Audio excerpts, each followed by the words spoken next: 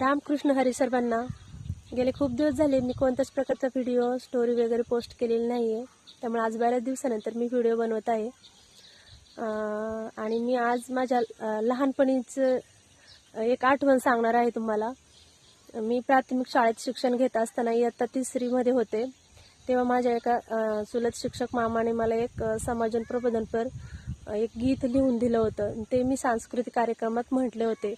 आज त्या गोष्टीला 20-21 वर्ष होऊन गेलेले आहेत, पण ते गाणं मला आठवतंय म्हणून मी आज तुमच्यासोबत थोडंसं शेअर करते.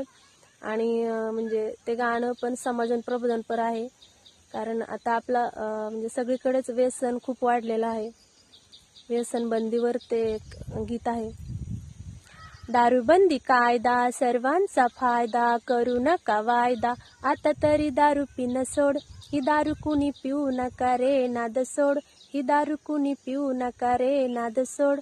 देशी विदेशी हातबट्टी घेशी, पाहिजे ती घेशी, पिऊन रंगला संसार भंगला, विचार नाही केला बायकोची साडी, शेजाऱ्याला विकली 1 क्वार्टर घेतली, वागण्याला नाही याच्या तोड, ही दारू कुणी पिऊ नका रे नाद सोड, ही दारू कुणी पिऊ नका रे नाद सोड, ही दारू कुणी पिऊ नका रे नाद सोड.